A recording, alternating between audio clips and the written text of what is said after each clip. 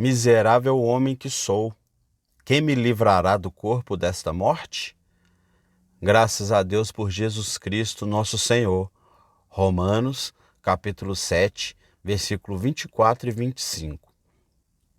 Você conhece a localização maravilhosa que este texto tem na Epístola aos Romanos. Ele está aqui no final do 7º capítulo como a porta de entrada para o 8º. Nos primeiros 16 versículos do 8º capítulo, o nome do Espírito Santo é encontrado 16 vezes. Você tem ali a descrição e a promessa da vida que um filho de Deus pode viver no poder do Espírito Santo. Isso começa no 2º versículo. A lei do Espírito da vida em Cristo Jesus me livrou da lei do pecado e da morte. Romanos capítulo 8, versículo 2. A partir disso, Paulo continua falando dos grandes privilégios do Filho de Deus, que deve ser guiado pelo Espírito Santo. A porta de entrada para tudo isso é encontrada no final do capítulo 7. Miserável homem que sou.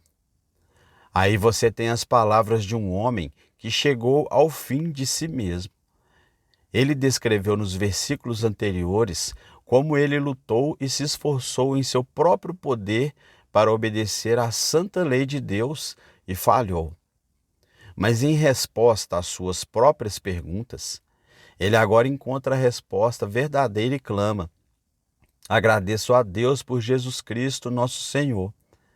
A partir disso, ele continua falando sobre qual é a libertação que ele encontrou.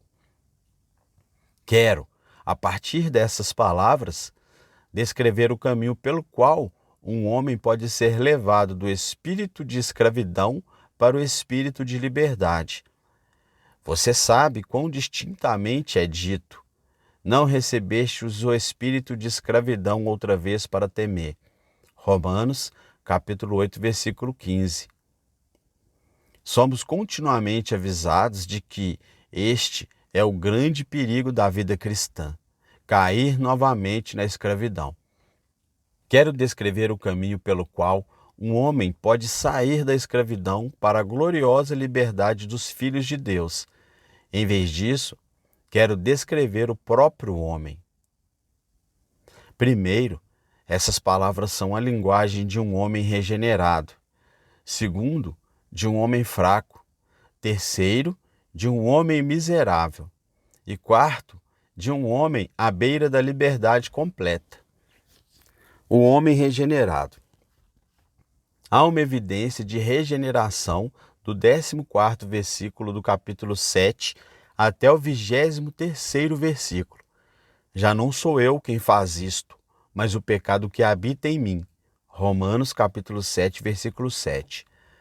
Esta é a linguagem de um homem regenerado, um homem que sabe que seu coração e natureza foram renovados e que o pecado é agora um poder nele que não é ele mesmo.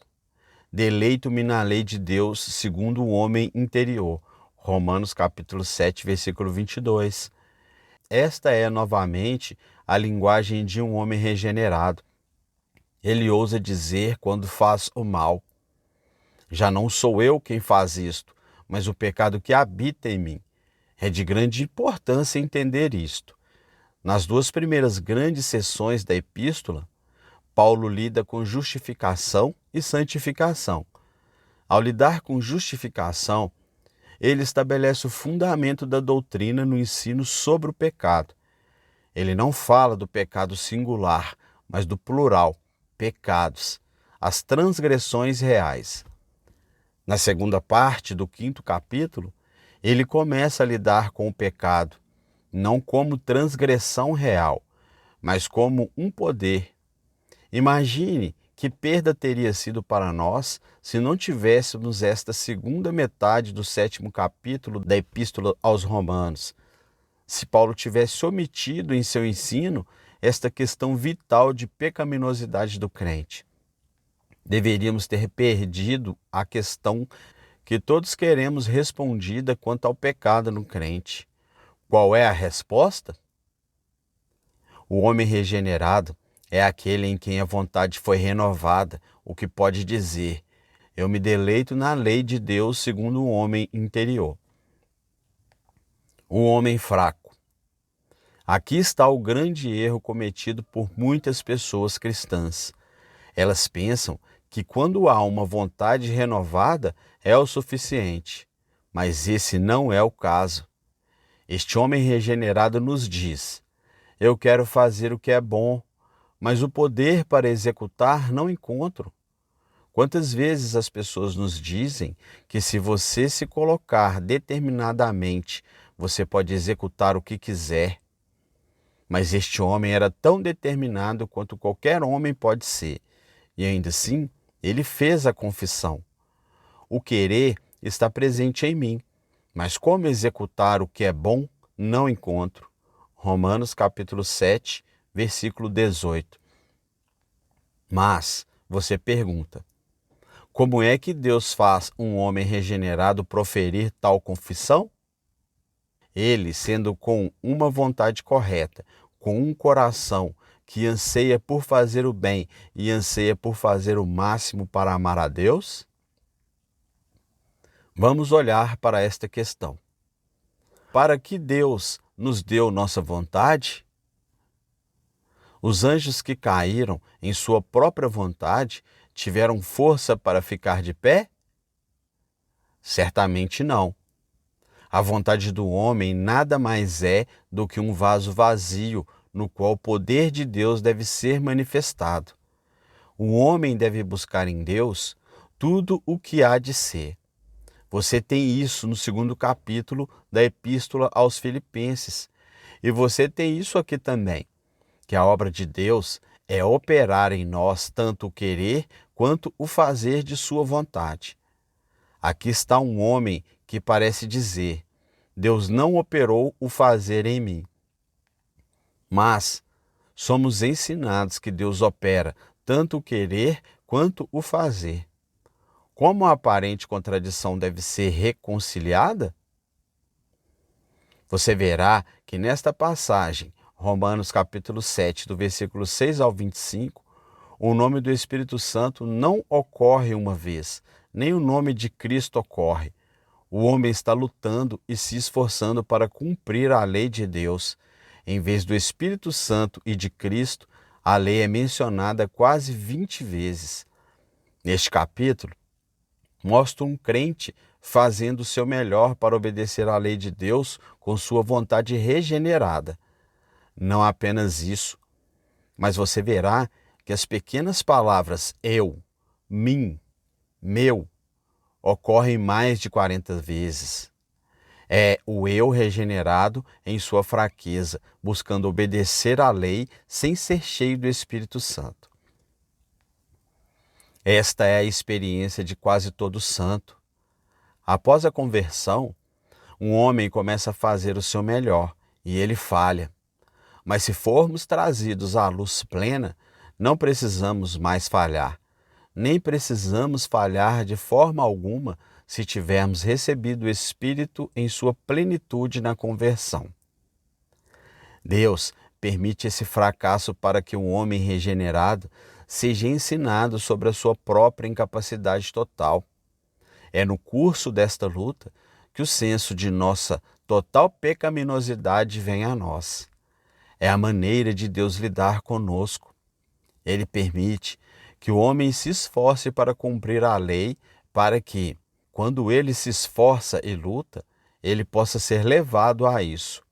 Eu sou um filho regenerado de Deus, mas sou totalmente incapaz de obedecer à sua lei. Veja que palavras fortes são usadas em todo o capítulo para descrever esta condição. Eu sou carnal, vendido sob o pecado. Romanos capítulo 7, versículo 14. Eu vejo outra lei em meus membros me levando ao cativeiro. Romanos capítulo 7, versículo 23. E por último, miserável homem que sou, quem me livrará do corpo desta morte? Romanos capítulo 7, versículo 24. Este crente que se curva aqui em profunda contrição é totalmente incapaz de obedecer à lei de Deus. O homem miserável. Não apenas um homem que faz essa confissão é um homem regenerado e fraco, mas ele também é um homem miserável. Ele é totalmente infeliz e miserável. O que é que o torna tão completamente miserável? É porque Deus lhe deu uma natureza que ama a si mesmo. Ele está profundamente miserável porque sente que não está obedecendo a Deus. Ele diz com o coração partido: não sou eu que faço isso, mas estou sob o terrível poder do pecado que está me segurando. E é primeiro, e ainda assim não é o primeiro. É um, e ainda assim não é um. Ai, ai, sou eu mesmo. Tão intimamente estou ligado a ele e tão intimamente está entrelaçado com a minha própria natureza. Bendito seja Deus quando um homem aprender a dizer: ó homem miserável que eu sou, no fundo do seu coração. Ele está a caminho do 8º capítulo de Romanos. Há muitos que fazem desta confissão um travesseiro para o pecado. Eles dizem que se Paulo teve que confessar sua fraqueza e impotência desta forma, quem são eles para tentar fazer melhor? Então, o chamado à santidade é silenciosamente deixado de lado. Ore a Deus para que cada um de nós aprenda a dizer essas palavras no mesmo espírito em que elas foram escritas aqui. Quando ouvimos o pecado sendo falado como coisa abominável que Deus odeia, muitos de nós não estremecem diante da palavra? Se ao menos todos os cristãos que continuam pecando e pecando levassem este versículo a sério, se alguma vez você proferir uma palavra áspera, diga: miserável homem que sou. E toda vez que você perder a paciência, ajoelhe-se e entenda que Deus nunca quis que seu filho permanecesse neste estado.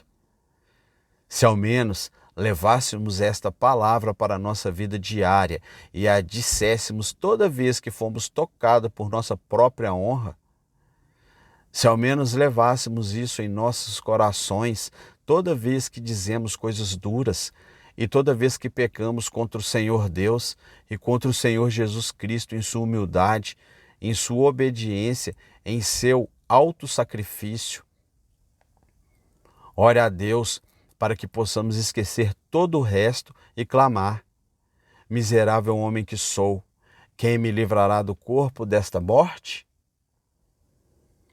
Por que você deveria dizer isso sempre que comete pecado? Porque é quando um homem é levado a essa confissão que a libertação está próxima. E lembre-se, não foi apenas a sensação de ser fraco e levado cativo que o tornou miserável. Foi, acima de tudo, a sensação de pecar contra Deus. A lei estava fazendo o seu trabalho, tornando o pecado extremamente pecaminoso aos seus olhos. O pensamento de continuamente entristecer a Deus tornou-se totalmente insuportável.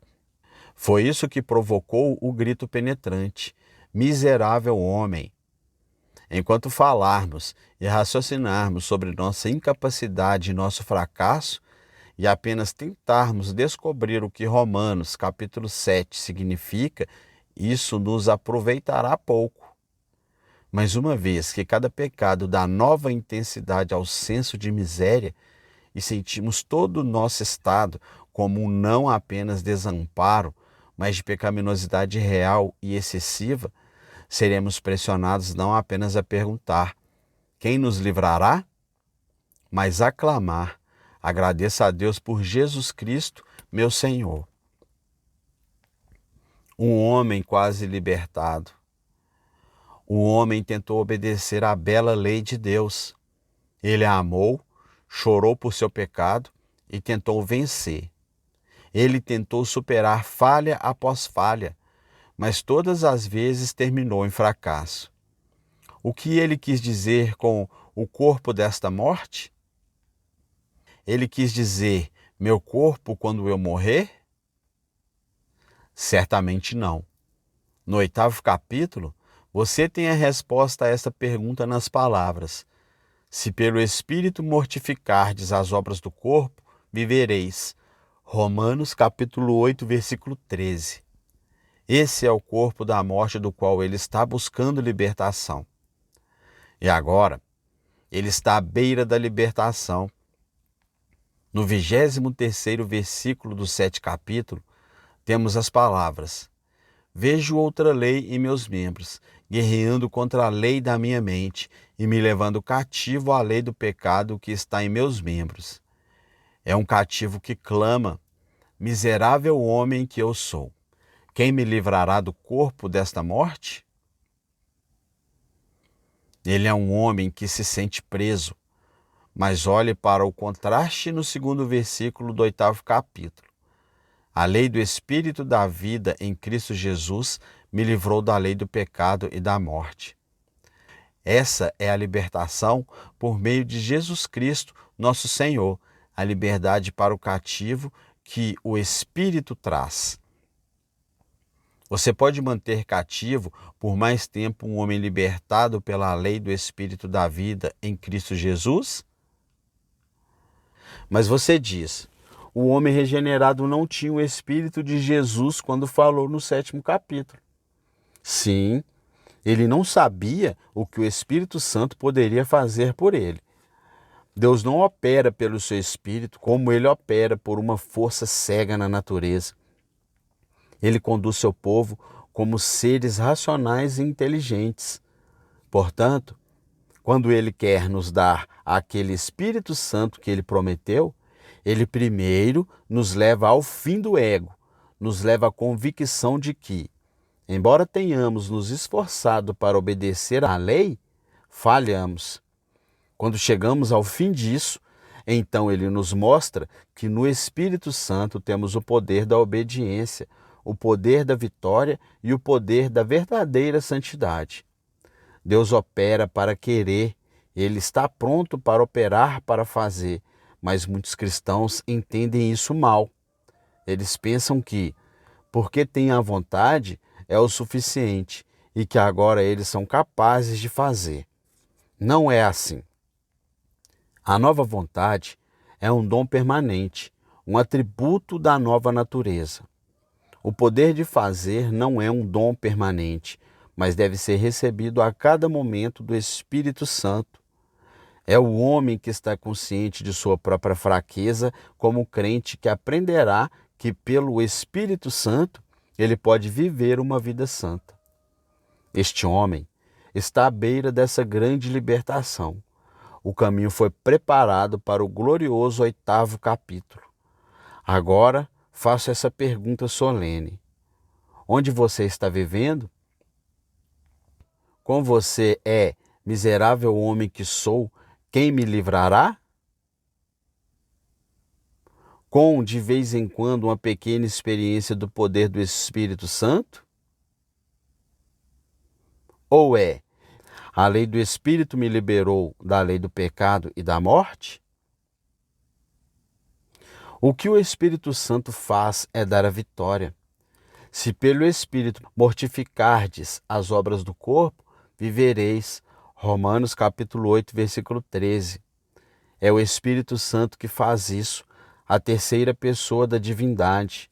É ele que, quando o coração é aberto para recebê-lo, entra e reina ali e mortifica as obras do corpo, dia a dia, hora a hora e momento a momento. Quero levar isso a um ponto.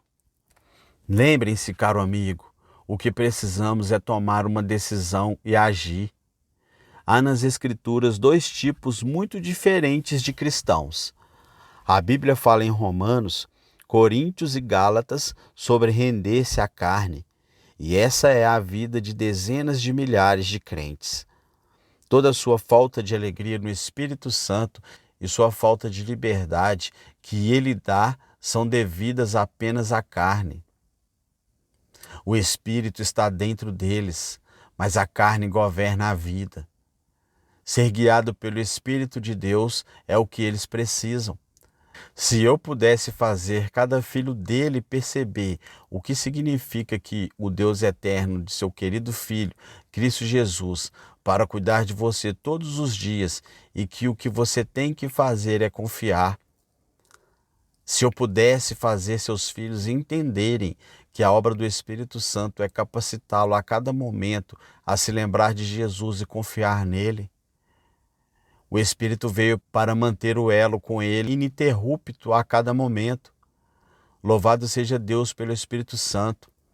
Estamos tão acostumados a pensar no Espírito Santo como um luxo para momentos especiais ou para ministros e homens especiais.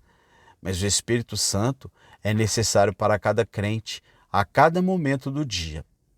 Louvado seja Deus, você o tem, e que Ele lhe dá a experiência completa da libertação em Cristo, pois Ele o liberta do poder do pecado.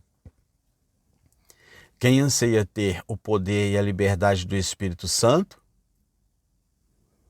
Ó, irmão, curve-se diante de Deus em um último grito de desespero.